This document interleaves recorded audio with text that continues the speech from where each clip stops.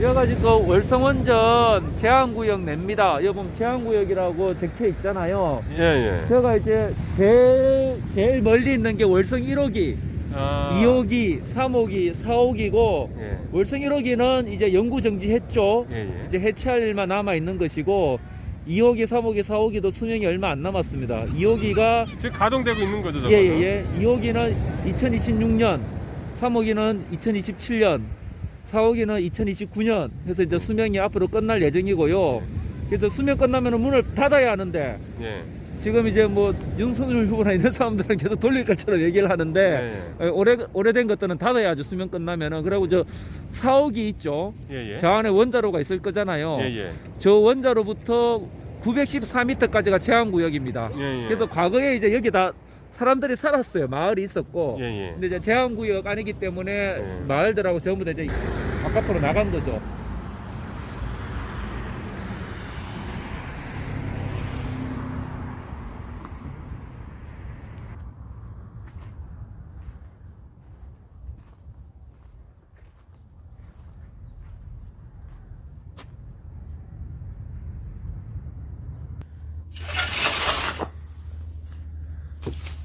이곳이 그 어떤 공간인가요? 여기는 월성원전 앞에 살고 있는 주민들이 이주를 요구하면서 2014년 8월 25일 날 천막 농성을 시작했는데요. 올해가 이제 한 9년 차 접어드는데 예. 그 주민들의 농성장입니다. 천막 농성장. 아, 그러니까 이주를 하려고 하시는 거죠? 후쿠시마 핵발전소 사고를 경험을 했지 않습니까? 예, 예. 그래서 이제 발전소 앞에 살고 있는 것이 예, 예. 그런 또 언제든지 위험 요소도 다가올 네. 수 있다라는 네. 것이고, 또 이제 경주 같은 경우에는 2016년도에 엄청난 지진도 있었지 않습니까? 예, 예. 그런 위험들이 있고, 예. 그리고 이제 우리 눈에는 보이지 않지만 발전소 주변에는 일상적으로 방사능이 나오고 있습니다. 예, 예. 이제 방사능 피폭이 일어나고 있고요. 예. 그렇기 때문에 여건만 주어진다라면은 예. 이것보다 훨씬 좋은 곳이 많잖아요. 또 그렇죠. 동해안에 다 아름다운 곳이고, 예, 예. 또 발전소보다 좀 더 떨어진 곳에 가서 살고 싶은데, 예. 문제는 이제 이분들이 이사를 가려고 부동산을 내놨는데 예. 들어와서 사가는 사람들이 없어요. 아. 원래는 이 지역이 상당히 이래 호가도 높고 괜찮았던 지역이라고 네. 하더라고요. 근데 지금은 이렇게 내놓으니까 뭐 사가는 사람도 없고, 그렇다면은 뭐 정부나 네. 한수원에서 네. 좀 자산을 매입해주면은 네. 그 돈을 갖고 딴 데 갈 수 있는 거잖아요. 뭐 특별하게 더 많은 보상을 원하는 것들이 아니라. 그래서 이제 뭐 한수원에 그런 것들을 요구를 한 바가 네. 있는데, 예.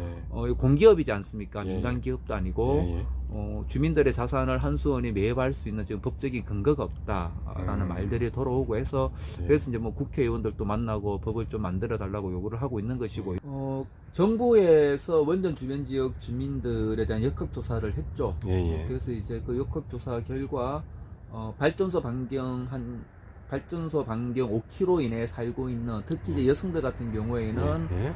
다른 곳의 여성들보다 갑상선암 발병률이 한 2.5배 높은 것으로 예. 통계적으로 나와 있고요. 예, 예. 그리고 이제 최근도 아니죠. 지금 이제 한 7년째 갑상선암 소송을 하고 있는데, 예, 예. 전국적으로 그 발전소 주변 주민들 한 618명이 예, 예. 갑상선암 수술하는 환자로서 소송에 참여하고 있고, 음. 월성원전 같은 경우에는 네. 한 92명의 환자들이 함께하고 있습니다. 근데 이제 환자가 실은 더 많아요. 예. 더 많은데 이제 그 중에 일부가 소송에 함께하고 있는 것이고요. 예. 그래서 이제 그런 어떤 건강에 피해가 있다라고 저희들은 보고 있습니다.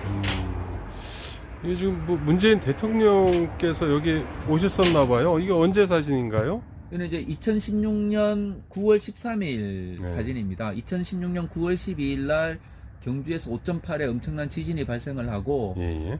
그 바로 다음 날, 그 당시에는 이제 뭐 민간인 신분이셨죠. 주민들이 걱정된다고 하시면서 이 현장을 찾아오셨습니다. 그래서 이제 주민들은 상당히 고맙게 여기고 계시죠. 왜냐하면 이 지역에 있는 정치인들도 예, 예. 크게 신경을 안 쓰고 있는데, 네. 멀리 계신 분이 이까지 찾아와서 주민들을 이렇게 살펴보셨기 때문에 큰 기대를 했었고, 또 이제 대통령 그 당시에 이제 주민들에게 뭐 정권이 새롭게 들었으면은 좀 많은 좋은 일이 있지 않겠느냐라는 어떤 취지의 말씀을 하셨다라고 좀 주민들한테 전해 들었습니다. 그래서 이제 기대를 많이 했는데 여전히 이제 이 문제가 안 풀리고 있는 거죠. 왜 탈핵에 꽂혔습니까? 4월 13일부터 4월 18일까지 한 일주일 가량 후쿠시마에 머물렀죠. 예예. 이제 방사능 측정기를 가지고 다녔는데 그 측정 수치가 어마어마한 겁니다. 어마어마하고 측정을 하는데 저희들이 후쿠시마시에 도착했을 때 거기가 원전에서 한 80km 떨어져 있어요. 후쿠시마시가 80km. 예예예. 어마어마하게 거리가 먼 거죠. 그래도 거기에서 방사능 측정했을 때 그냥 일상적인 기준치보다 한 30배 이상씩 나왔던 것 같아요. 제 기억에. 예. 30배 이상씩 나왔던 것 같고. 그리고 이제 그 현장으로 가까이 갈수록 수치가 어마어마하게 나오죠. 한 반경 한 20km 정도 가면은 이미 한 100배 이상 올라가고, 후쿠시마 원전 담벼락까지 갔어요. 거기에서는 이제 뭐 측정 수치 저희들이 그 오래 머물 수가 없죠. 잠깐 확인을 한 게 한 1000배. 현장에 갔을 때 진짜 말 그대로 영화 속에서 보는 유령 도시죠. 도시에 사람이 하나도 없는 거죠. 하나도 없고, 뭐 길거리에는 막 그 가재 도구들도 막 이렇게 돌아다니고, 왜냐면은 급하게 피난 가면서 물건 같은 거 나오다가 막 흘리고 했을 거지 않습니까? 그렇고 뭐 차 같은 것도 온 데다 주차돼 있고, 그래 엄청난 사고가 났는데, 그리고 또 사고가 날 수밖에 없다라고 봐요. 사고 안 나는 것들이 운이 좋은 것이고, 그런 사고가 충분히 난다라고 예견될 수 있는 시설이고, 또 확률적이지만 필연적으로 또 난다라고 보고 사고가. 그런데 이런 것들을 계속 가동을 하는 것이고, 그리고 또 그러한 사고가 났을 때 책임져 줄 수가 없는 거죠. 예예. 그리고 무고한 엄청난 시민들이 피해를 보게 되고, 그래서 범죄다. 사실 이제 외국에서는 오래전부터 화두였지만 우리나라에서는 어쨌든 이제 뭐 최근 들어서 기후 위기가 중요한 이렇게 의제로 다루어지고 있고, 뭐 정부에서도 2050년까지 탄소 제로를 선언을 했고, 또 제 기억으로는 한 2030년도까지 탄소 배출을 2018년 대비 한 40%로 감축하겠다. 지금 8년밖에 안 남았잖아요. 2030년 8년밖에 안 남았는데 어떻게 그렇게 감축할 것인가. 그 중에 제일 중요한 것 중에 하나가 에너지 생산하고 공급 체계를 바꿔야 되는 거잖아요. 그거는 이제 재생 가능 에너지 중심으로 해야 된다는 것은 이미 해외 사례도 그렇고 답이 나와 있는 거죠. 문제는 방향은 나와 있는 것이고, 문제는 이제 속도의 문제라고 보는데, 이것이 속도를 내지 못하는 이유가 뭘까? 라고 했을 때 저는 핵발전이라고 봐요. 핵발전 논자들이 뭐 석탄 화력을 공격한다는 이야기 별로 못 들어봤어요. 뭐 가스 화력을 공격한다는 이야기도 못 들어봤고, 뭐 조중동부터 해서 레거시 미디어부터 해서 끊임없이 태양광 하면 안 된다, 풍력하면 안 된다, 재생가능 에너지는 뭐 불안정해서 안 된다, 끊임없이 재생가능 에너지를 공격을 해요. 우리나라에 지금 이 재생가능 에너지 몇 프로 된다고, 예? 은발에 오줌 누기도 안 되는 이 재생가능 에너지 해외하고 비교하면 아예 지금 존재 자체가 없는 거라고 볼 수도 있는 거잖아요. 이제 어떻게 해보려고 하는 건데, 이걸 아예 싹을 자르겠다라고 하는 거잖아요, 지금 현재. 이것을 이렇게 터부시하고 무서워하고 공격하고 싹을 자르려고 하는가? 저는 궁극적으로 봤을 때는 재생가능 에너지가 성장하고 커지고, 재생가능 에너지가 늘어날수록 가장 위협받는 것은 핵발전이라고 자기들도 알고 있는 것 같아요. 예, 그래서 이제 그런 것만 보더라도 핵발전하고 재생가능 에너지는 공존이 불가능하구나. 핵발전 논자들은 자신들의 기득권을 유지하려고 하는 거죠. 경제적 기득권과 어떤 정치적인 기득권이라 하면은 핵발전론자들이 한국 사회에서 가지는 어떤 정치적 위치가 있는 거죠. 발언권이 있고 그걸 지키려고 하는 거죠. 그럼 이제 경제적인 기득권들은 신규 원전을 계속하면서 나오는 이익, 보통 발전소 하나 짓는데 한 3, 4조 원 한다라고 하니 지금 울진 3, 4, 5기가 중단됐잖아요. 문재인 정부 들어와서. 근데 저걸 다시 되살리려고 하는 거지 않습니까? 그렇죠. 근데 저걸 하나 되살리게 되면은 뭐 한 4조 원으로 계산하면은 8조 원의 가치가 생기는 거죠. 자신들한테는. 예, 그 이권을 어떻게든 나눠 먹는 카르텔이 있는 것이죠. 그 재생가능 에너지가 확대가 되려면은 저는 국가 주도로 해야 된다고 봐요. 물론 민간도 참여를 해야 되겠지만 정부에서 정책 방향이나 길을 잘 닦아줘야 되자. 특히나 이제 뭐 예를 들면은 뭐 정부에서 지금 뭐 동해 바다에 대규모로 한다는 해상 풍력 이런 건 엄청난 자본이 투여돼야 되는 거잖아요. 그럼 이제 정부가 나서서 해야 되는데 근데 이렇게 국가의 자원이란 것들이 한정되어 있지 않습니까? 얼마나 많은 일들을 해야 됩니까? 그렇죠.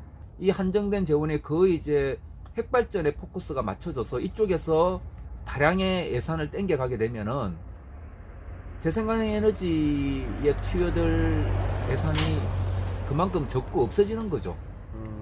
그리고 이제 에너지망이나 에너지 공급 체계도 핵발전 중심으로 되어 있으면은 재생가능 에너지가 들어설 수 있는 여지도 줄어들고 그렇게 되면은 에너지 패러다임을 바꿔야 되는데 거기에서 꼭 가장 강력하게 저항하고 있는 게 지금 핵발전이다. 핵발전처럼 이렇게 완강하게 거부하고 저지하고 재생가능 에너지 정부의 정책을 막 공격하고 심지어는 뭐 윤석열은 자기가 대통령 되면 월성 1호기 폐쇄가 뭐 적폐라면서 뭐 수사를 하겠다라고 나오고 말도 안 되는 일들이 지금 나오고 있는 것이죠.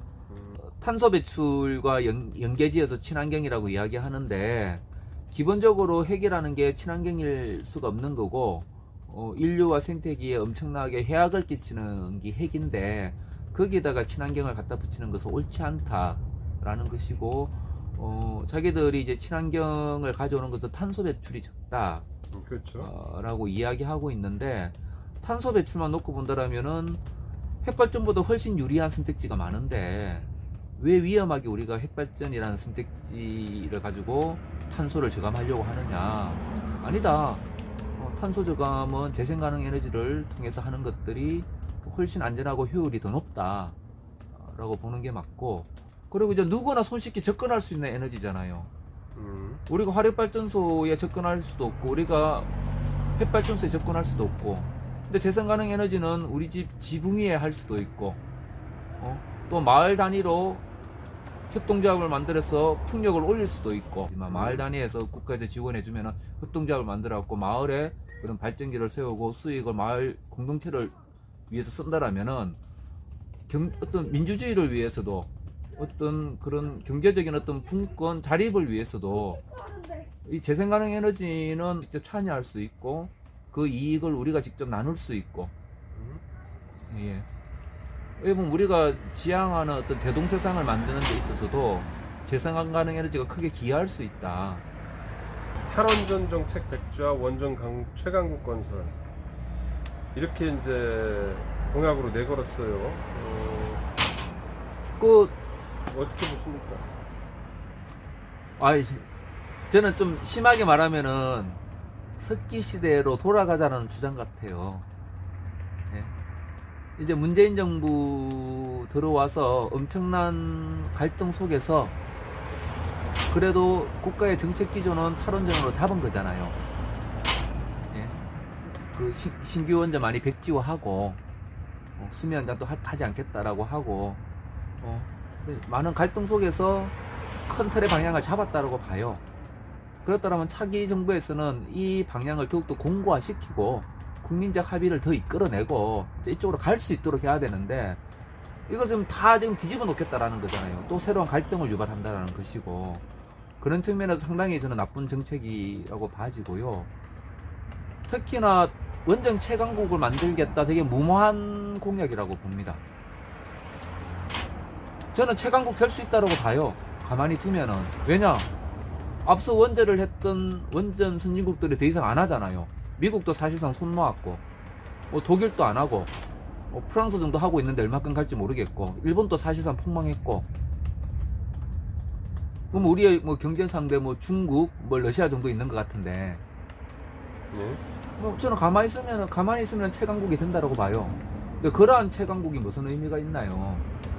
우리가 지금 세계 10위권 이내의 경제 대국이라고 하는데, 뭔가 미래를 보고 한 발 앞서가야 되는데, 이미 원전은 사양 산업인데,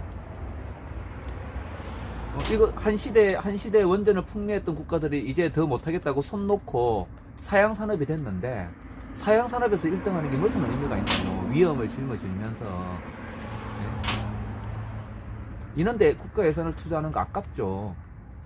재앙적인 공약이라고 봅니다. 국가 재앙이다 이거는. 네, 여론 지형에서 여론조사를 하면은 탈원전 정책에 문제가 있다라는 여론이 더 많이 나옵니다. 아직 원전 해야 되는 거 아니냐.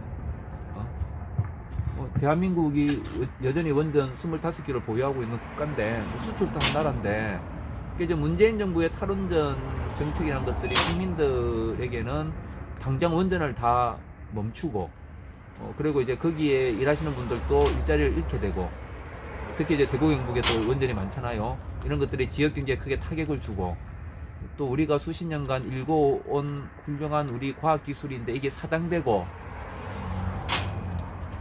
하는 것으로 국민한테 많이 인식이 되어 있는 것 같아요. 사실 그런 게 아닌데, 이게 사실 연착륙인데 천천히. 되게 이렇게 탈원전 문제 되게 과격하게 인식이 되어 온 것 같고, 그런 것들을 흑산업계가 조직적으로 여론 작업을 지난 5년간 잘 한 것 같고, 그 결과물로 여론조사를 하면은 이대로 탈원전 하는 것은 문제가 있다라는 여론이 높으니까 이제 선거에 유리하게 작용을 하는 거죠. 국민들 다수가 탈핵을 지지하면 윤석열이 저렇게 안 하겠죠. 에너지 정책을 수립하는 것은 국가의 고유 권한이잖아요. 그래서 이제 그 에너지 기본 계획도 있고 전력 수급 기본 계획도 있고, 거기에서 국가의 에너지 정책에 따라서 에너지 기본 계획과 전력 수급 기본 계획을 세워가는 겁니다. 그런 어떤 전력 수급 기본 계획을 세워가면서 더 이상 핵발전을 확대하는 것은 우리 어떤 미래의 에너지 공급 체계에 맞지 않다라는 정책 방향을 정한 거고, 그래서 이제 신한울 3, 4호기 같은 경우에는 아무것도 없잖아요. 터만 있는 거지. 그러니까 이것은 백지화 해도 되겠다라고 정부에서 판단을 한 거고, 그리고 이제 한수원에서도 공식적으로 사업 포기를 했잖아요. 그런 절차를 밟은 건데, 그게 무슨 국가적인 범죄입니까? 예, 국가의 어떤 정확한 의사결정 프로세스에 따라 가지고 에너지 비전을 만든 건데, 그게 진짜 선동 정치죠. 막말 정치고. 옛날에 2011년도에 후쿠시마 핵사고 나고, 저희들 배를 타고, 저 울산에서 배를 타고 왔어요. 울산에서 배를 타고 보트 타고 와서 저 안에 들어갔죠. 안으로 들어가서 저서 물속에 막 뛰어들었죠.